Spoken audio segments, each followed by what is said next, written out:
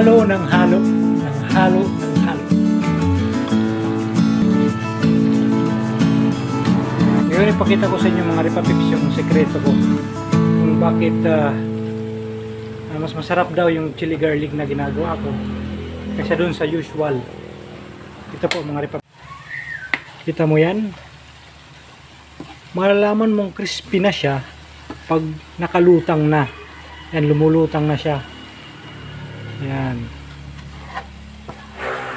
Pag ganyan na, ayan, kailangan mo lang patayin yung apoy para hindi siya masunog. Ganyan.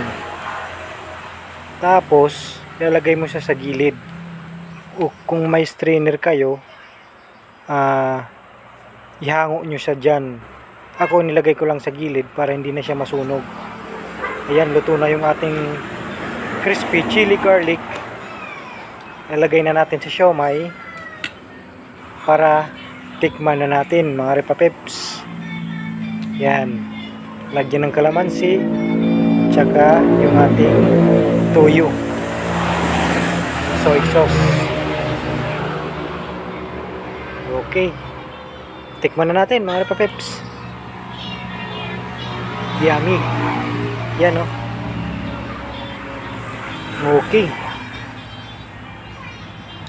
Isa pa nga. Alright. Okay na okay. Yan na po yung ating siomai with chili garlic na bagong luto.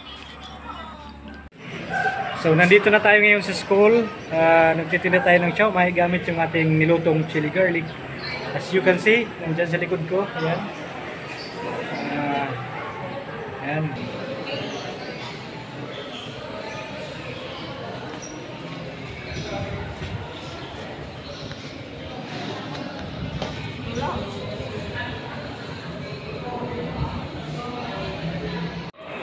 Kung may katanungan kayo, please write in the comment, like the video, and subscribe mga ripapeps.